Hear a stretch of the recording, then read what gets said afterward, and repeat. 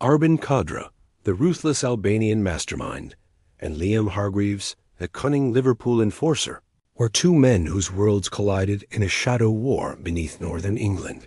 What started as a secret smuggling route turned into a deadly game of survival, where tunnels carried not just goods, but lives, and every step could mean escape or death. Northern England was known for its quiet streets, historic ports, and bustling markets, but beneath its calm surface, something dark was beginning to stir. It started with small, seemingly unrelated incidents, reports of missing people, suspicious cargo shipments arriving at odd hours, and rumors of clandestine activity in areas long considered ordinary. At first, local authorities dismissed these cases as isolated events, the kind of crime that occasionally flared up in industrial towns. Yet patterns slowly emerged, patterns that hinted at something far more organized and insidious than anyone could have imagined. Across the Adriatic Sea, in Albania, crime syndicates were evolving. Their operations had once been confined to local smuggling and regional theft. But as Europe's borders became more porous and enforcement methods less predictable, these groups began to look farther afield. England, with its dense population, thriving ports, and wealthy markets, offered an irresistible opportunity. Syndicate leaders meticulously planned new routes, studied shipping schedules, and developed methods to bypass security. It was a calculated expansion, one that required both patience and secrecy. Meanwhile, in northern England, communities went about their daily lives, unaware that the very ground beneath their feet was part of a silent network. Industrial districts, warehouses, and abandoned buildings became hubs of covert activity. People reported seeing unmarked vans arriving late at night, often disappearing before anyone could identify the drivers. Some locals noticed workers in and out of deserted factories, seemingly performing routine tasks, yet the sheer number and timing of these movements hinted at something hidden from plain view. Law enforcement began to take notice when patterns emerged linking the incidents across multiple towns. Missing persons reports, small-scale thefts, and unusual deliveries all shared common threads that could no longer be ignored. Investigators realized that the operations were not random. They were coordinated, sophisticated, and highly strategic. The syndicate had found ways to operate under the radar, exploiting gaps in the system and taking advantage of human oversight. Even seasoned officers, experienced in organized crime, were surprised by the audacity and precision of the network.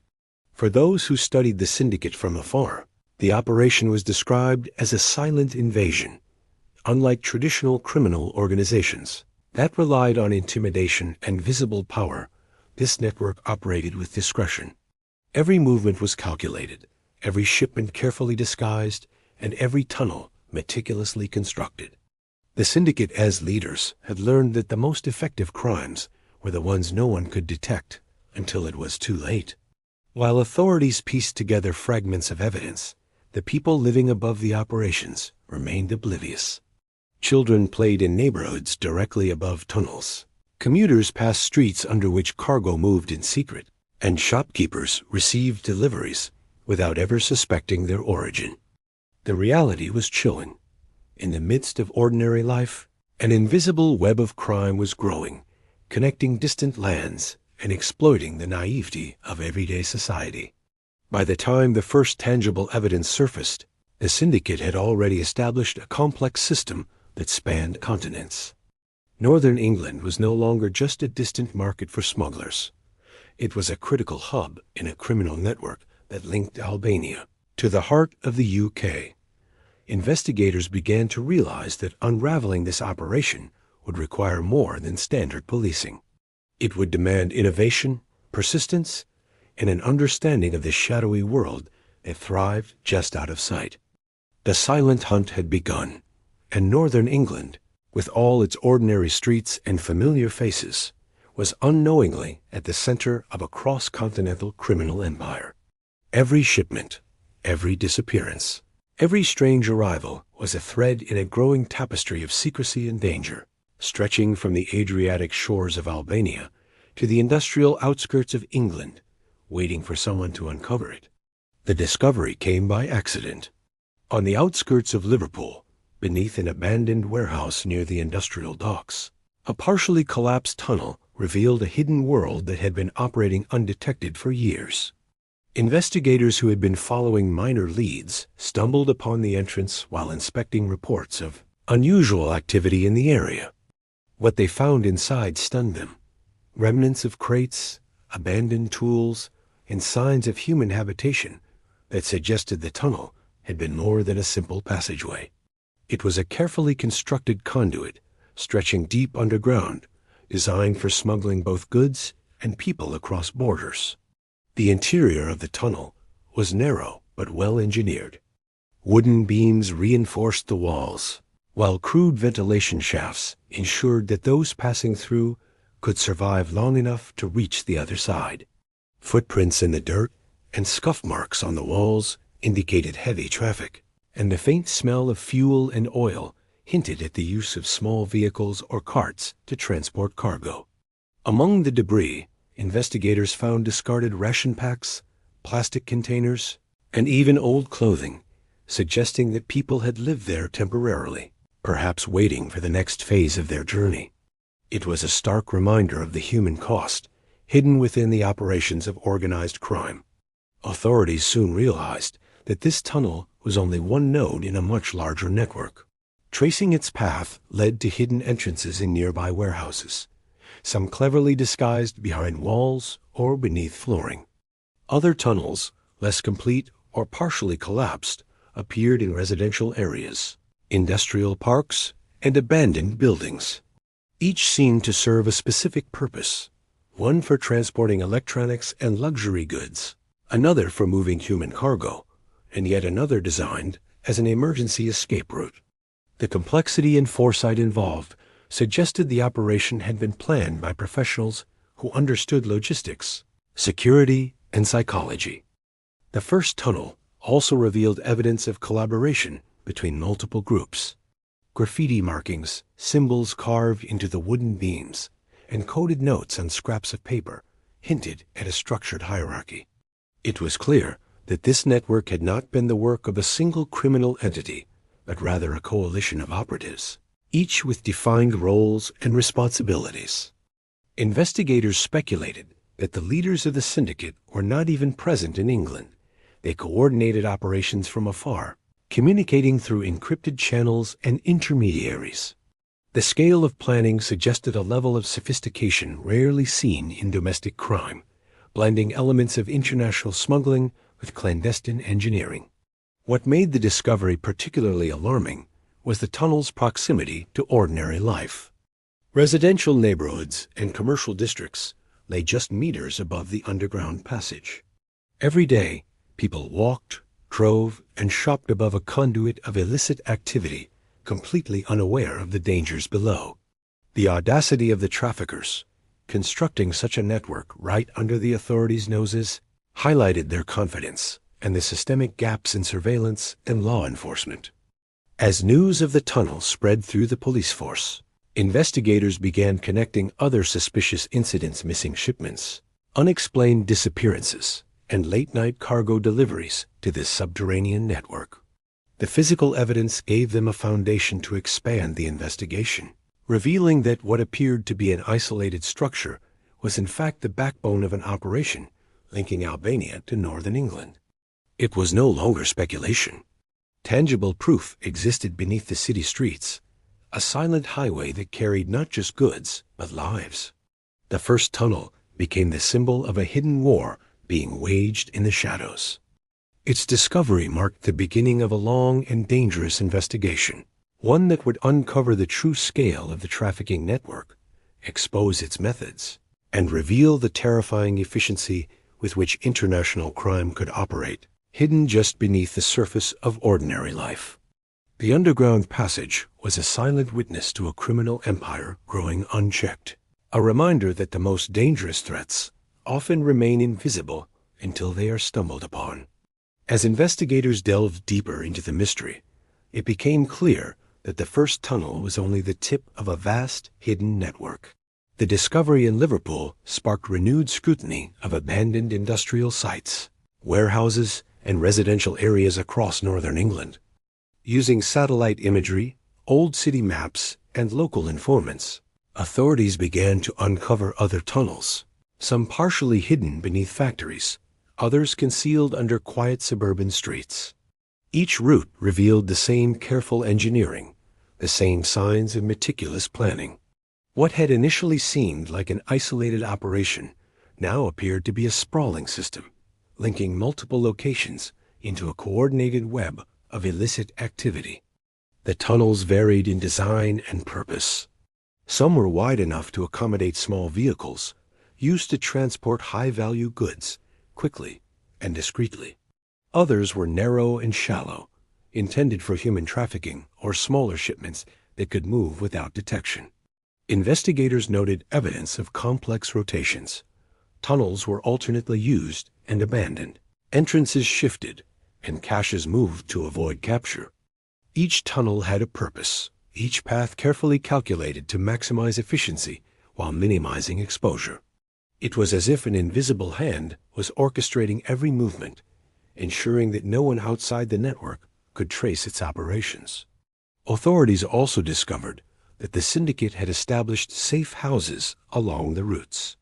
These hidden rooms, often disguised within warehouses or under abandoned buildings, were stocked with essentials: food, water, first aid supplies, and blankets.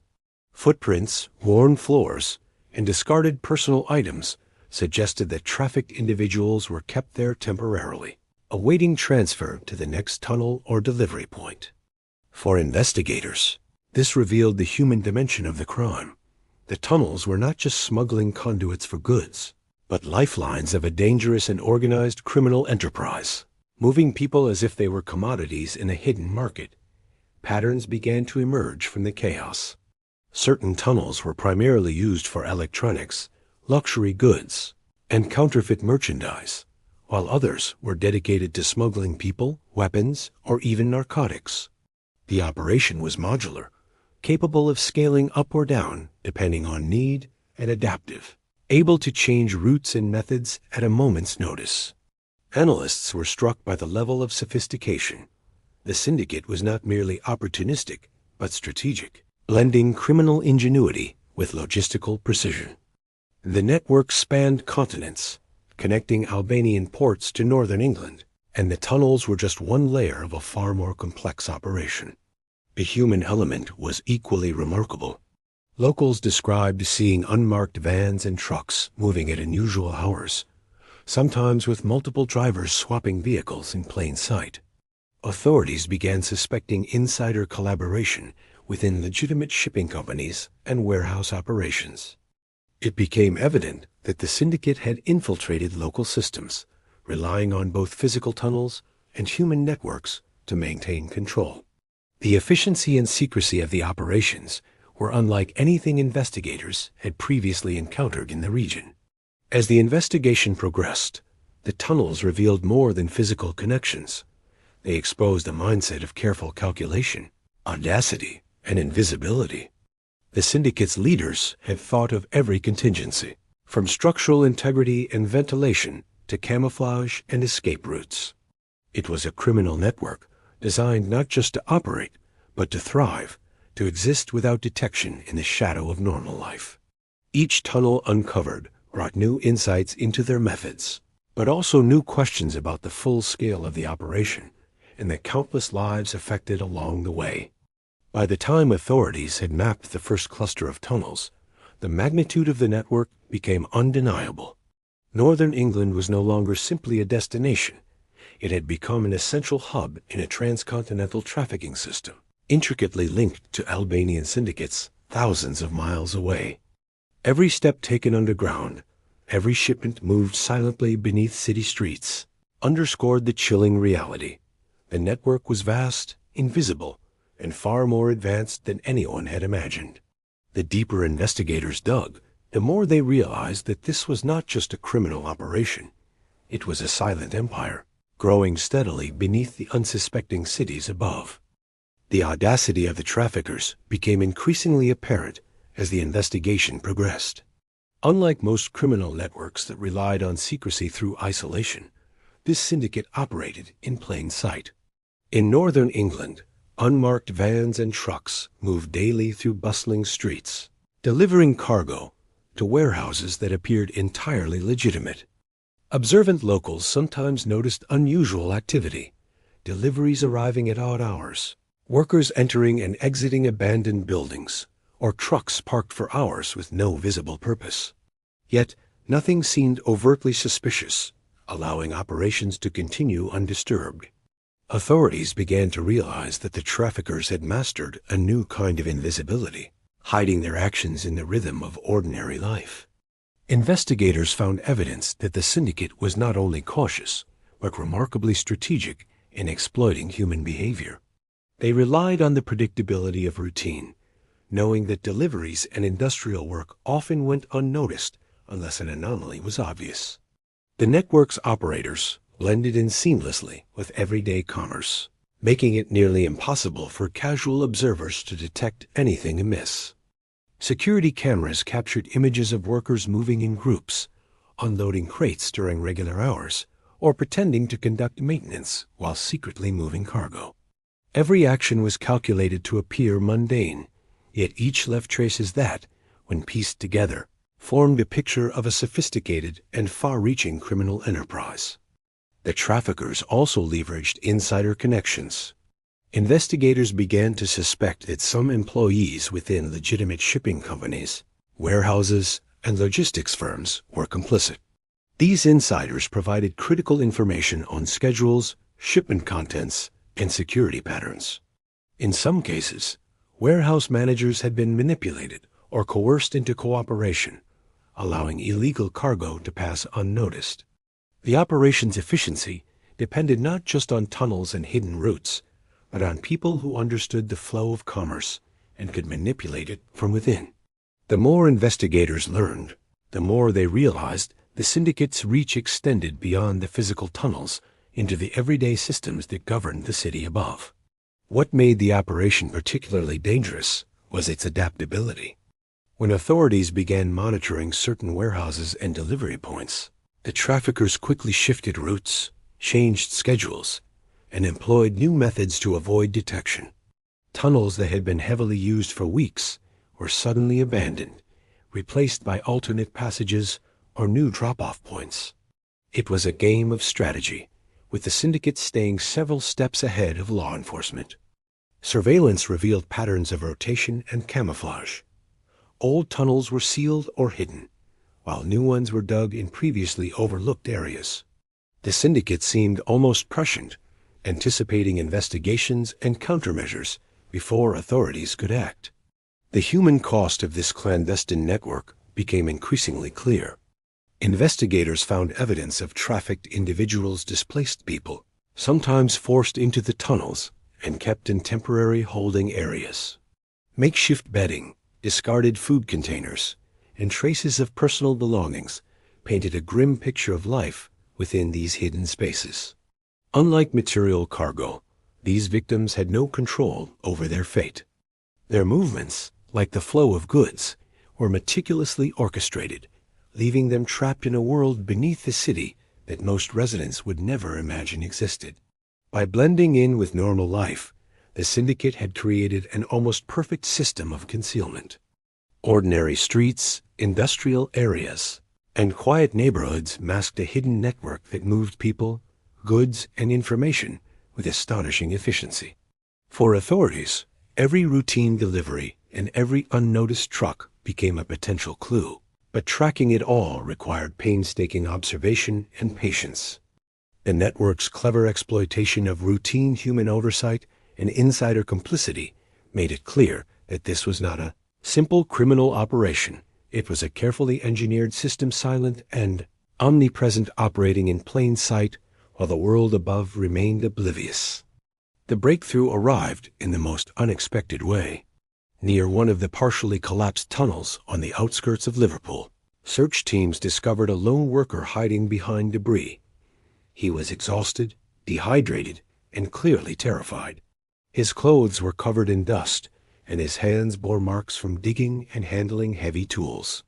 He had been trapped when a section of the tunnel caved in, and with no one from the syndicate returning to help, he had been forced to crawl toward the surface on his own. His discovery was the first living link to the inner workings of the underground network, a silent witness who carried years of secrets etched into his fear. Authorities immediately recognized the value of what they had found. The tunnel worker was not a leader or a strategist, but someone who had seen the system from the inside. His condition revealed the harsh reality of the operation. Even those who maintained the tunnels were expendable to the syndicate. When questioned, he revealed the hierarchy that governed the network. At the top were Albanian syndicate leaders who never appeared in England. They operated from afar, issuing instructions through coded messages and encrypted devices. Beneath them were regional coordinators in northern England who managed local movements, supervised tunnel construction, and ensured shipments moved without delay.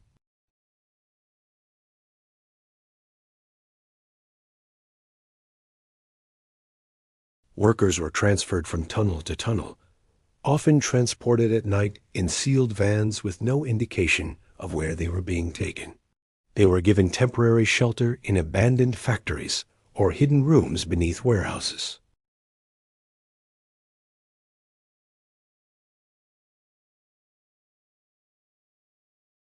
Each location was chosen for its isolation or its ability to blend into busy industrial zones, making it nearly impossible for outsiders to distinguish legal activity from illicit operations. He also revealed the system of coded signals used within the tunnels. Carved symbols on beams indicated safe routes, danger zones, or paths under surveillance. Scraps of paper with numbers or short phrases were used to synchronize movements without leaving incriminating trails. Everything was designed to minimize communication that authorities could intercept. The worker explained that the tunnels were monitored by lookouts stationed in nearby buildings, communicating through subtle gestures or prearranged signals rather than radios or phones. This analog style of coordination made detection even harder. One of the most disturbing details he revealed was the presence of holding rooms used for trafficked individuals. These makeshift shelters were hidden deep within the tunnels, far from entrances, insulated by layers of earth and concrete. The worker described narrow rooms furnished with nothing but thin blankets, water jugs, and old mattresses. People brought through the tunnels rarely knew where they were. They were shepherded from one location to another in near darkness, relying entirely on the traffickers for food and movement. Some stayed for days. Others stayed for weeks, depending on the next shipment schedule or the readiness of the next tunnel segment. Authorities were shocked by the scale and precision of what the worker described. His testimony painted a picture of a criminal machine built on fear, control, and silence. The syndicate operated like a shadow government beneath the city, with its own rules, hierarchy, and infrastructure. Every tunnel segment, every coded symbol, and every hidden room played a role in a larger strategy orchestrated from thousands of miles away. The workers' information became the turning point in the investigation. For the first time, authorities had a map of connections, a clearer understanding of how goods and people flowed through the network, and insight into the minds behind it. But his revelations also carried a chilling warning. The tunnels they had discovered were only part of the system. There were more routes, more safe houses, and more players involved than anyone had previously imagined. The investigation, though gaining momentum, was still far from uncovering the full truth. The workers' testimony ignited a new phase of the investigation, giving authorities the clarity they needed to plan a large-scale operation. After months of collecting fragments of evidence, following suspicious shipments, and mapping the tunnel system, law enforcement agencies across northern England decided to launch a coordinated sting. The goal was not just to shut down one tunnel or arrest a few low-level workers, but to strike directly at the network's infrastructure. It required undercover agents, surveillance teams, and analysts working around the clock to anticipate the syndicate's movements. Every detail had to be perfect, because a single mistake would cause the traffickers to vanish into the shadows once again. Undercover agents were placed in shipping companies, warehouse crews, and transport services that had shown signs of infiltration. Some agents posed as logistics contractors, blending in with dock workers and delivery drivers. They joined night shifts, attended routine offloading sessions, and handled shipments that moved between warehouses and industrial yards. Their mission was simple, yet dangerous: observe everything and wait for an opening. Because the syndicate rarely used phones or radios, most communication occurred in person, through brief interactions or coded exchanges. This made it difficult for agents to capture hard evidence, but it also meant human mistakes could expose crucial patterns. As surveillance expanded, investigators began to track certain vehicles repeatedly appearing near tunnel entrances. These vans operated late at night, always following indirect routes and making sudden stops. Some would meet other vehicles in isolated areas before continuing separately. Drones and long-range cameras captured every movement, while analysts traced registration numbers to shell companies that existed only on paper. Bit by bit, the system's invisible threads became visible. Authorities marked key dates when shipments were expected, cross-referenced them with activity near the tunnels, and waited for the moment the traffickers would attempt a major transfer.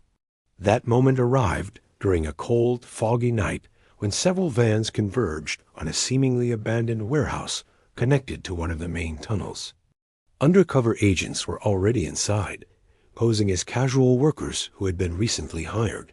They watched as crates were brought in and transferred to a concealed lift leading underground. The operation moved with practiced precision, clearly familiar with avoiding suspicion.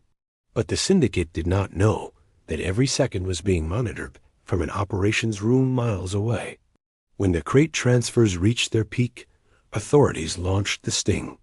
Police units surrounded the warehouse, blocked nearby roads, and intercepted several vans heading toward secondary tunnels. Inside the building, agents secured the entrance, cutting off escape routes. Some traffickers tried to flee into the tunnels, but collapse response teams sealed the exits from outside, trapping them underground. Others attempted to destroy evidence, but investigators swiftly confiscated documents, digital devices, and hidden ledgers that offered a rare glimpse into the network's finances and operations. The sting didn't just capture workers. It uncovered dozens of trafficked individuals hidden in underground rooms. Many were malnourished, weakened, and confused after weeks or months spent in darkness. Their rescue added urgency to the case, proving beyond doubt that the tunnels were not just smuggling routes, but human pipelines. Weapons, counterfeit goods, and luxury electronics were also seized, revealing the breadth of the criminal enterprise. By morning, authorities had arrested several mid-level operatives responsible for managing routes and overseeing tunnel maintenance.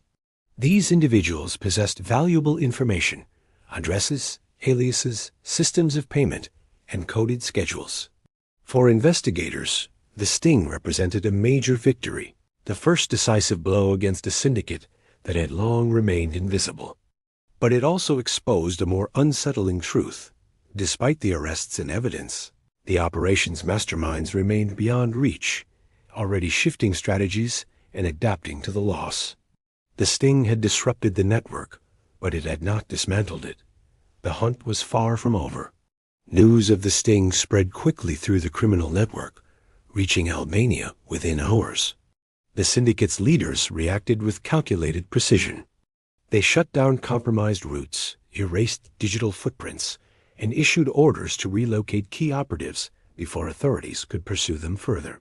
The arrests in northern England had disrupted their routine, but the operation was far from broken. The masterminds had designed the network to survive setbacks, dispersing responsibility so no single failure could expose the entire system. While law enforcement celebrated their victory, the syndicate quietly began rebuilding its infrastructure, preparing to adapt to the new threat. The first sign of retaliation appeared when investigators noticed tunnel entrances collapsing again, but this time not from structural weakness. These were intentional demolitions, carried out with controlled charges to seal off evidence and prevent access to deeper sections. The ground above shook slightly during the night, leaving police to discover fresh debris in the morning. These demolitions erased paths that might have revealed new routes or hidden chambers. It was a silent message from the syndicate. The game was not over. They were removing traces of their work while simultaneously creating barriers that slowed the investigation. Authorities also detected unusual financial movements. Shell companies associated with the syndicate began transferring funds rapidly across multiple countries, attempting to disguise the origins of their money. Bank accounts that investigators were monitoring suddenly went dormant, replaced by new entities created overnight. Analysts struggled to keep up with the sudden wave of changes. Every time they traced one account, another popped up, leaving them locked in a race against a constantly shifting shadow. At the same time, traffickers still at large in England adjusted their tactics. Surveillance showed fewer late-night deliveries, but increased activity during early morning hours when streets were busiest. Vans were switched out for ordinary taxis or rental cars. Some shipments moved through public storage units, making them harder to distinguish from regular consumer traffic. Safe houses were abandoned, replaced with shorter-term locations rented under fake names. The syndicate was transforming its system, becoming more mobile and unpredictable. But the biggest challenge came from misinformation. Anonymous tips began flooding hotlines, pointing to false tunnel locations, fake warehouses, or non-existent suspects. These distractions consumed time and resources, forcing investigators to verify each lead while real operations continued elsewhere.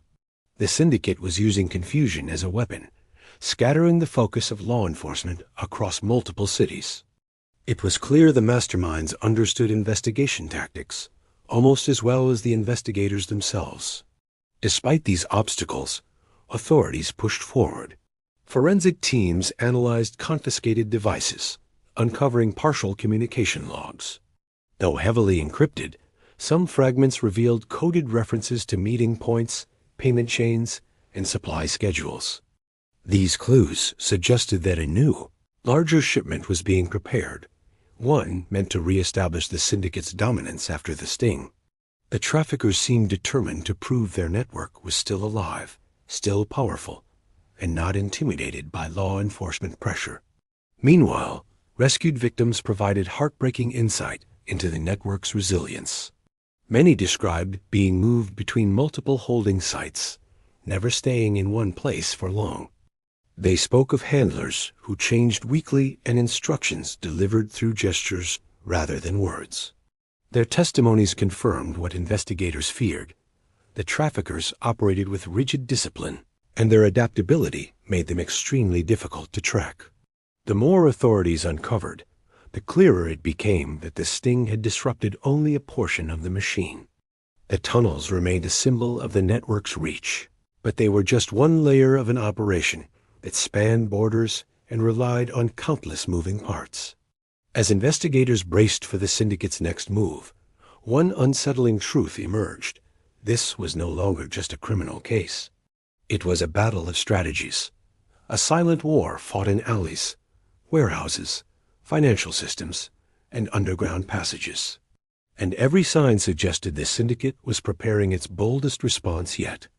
The exposure of the trafficking tunnels sent shockwaves across northern England, shaking communities that had long believed their streets were safe. What had appeared to be isolated incidents, a missing shipment here, a strange delivery, there suddenly revealed itself as part of a vast, meticulously orchestrated criminal enterprise. Residents struggled to comprehend the scale of what had been happening beneath their feet, in warehouses they passed daily and streets they walked each day. The realization that ordinary life had been the backdrop for a sophisticated, transcontinental operation left a lingering unease. Hundreds of people were rescued from the tunnels and hidden safe houses, many suffering from malnutrition, dehydration, and trauma. Authorities worked tirelessly to provide medical care, psychological support, and temporary housing for the victims, some of whom had been trapped for weeks or even months. Each survivor shared fragments of their harrowing experiences, the dark corridors, the constant fear of discovery, the unrelenting uncertainty about when or if they would be freed. Their testimonies painted a chilling portrait of a network that had dehumanized individuals, treating them as cargo to be moved silently from one point to another. The arrests of mid-level operatives delivered a measure of justice, yet the masterminds remained elusive. Law enforcement agencies across multiple countries collaborated to track financial flows, communications, and suspected hideouts, but the syndicate's leaders had already adapted, shifting operations online and dispersing assets across borders. It became clear that physical tunnels, while critical, were no longer the sole arteries of the network. Encrypted messages, cryptocurrency payments, and carefully disguised shipments had created a parallel system one, as invisible and untouchable as the tunnels themselves. The public reaction was a mixture of shock and outrage. Media outlets covered the story extensively, highlighting the scale of the trafficking network and the vulnerability of communities unknowingly living above it. Parents feared for their children, business owners scrutinized deliveries, and city planners reconsidered how urban spaces could hide clandestine activity. Experts warned that similar networks could exist elsewhere, exploiting the gaps between surveillance, commerce, and human behavior. The story of the silent hunt became more than a criminal case. It was a wake-up call, revealing the fragility of assumptions about safety, security, and normal life. Despite the disruption, the syndicate had proven its resilience. Investigators recognized that while the tunnels were dismantled, the network itself had evolved. Operations had migrated online, making the threat harder to monitor, but no less real. Analysts cautioned that future criminal activity would likely be hybrid, combining physical routes with digital coordination and exploiting any lapse in vigilance. The battle against such networks was ongoing, requiring international cooperation, advanced technology, and constant adaptation. For law enforcement, the case left bought victories and unanswered questions. Hundreds of lives had been saved, countless illegal shipments intercepted, and critical intelligence recovered. Yet the scale of the operation and its international reach underscored a sobering reality. Organized crime could operate silently, invisibly, and efficiently, leaving almost no trace until discovered by accident or through relentless investigation. Each tunnel, each warehouse, and each rescued victim was a reminder of the complexity and cunning of these syndicates. In the end, Northern England bore the scars of what had transpired, but it also gained vigilance and awareness. Communities began to watch more closely. Law enforcement developed new protocols, and the survivors' stories served as both evidence and warning. The silent hunt had exposed a hidden empire linking Albania to England, demonstrating that even in the most familiar places, danger could move quietly, adapt, constantly, and strike with devastating precision.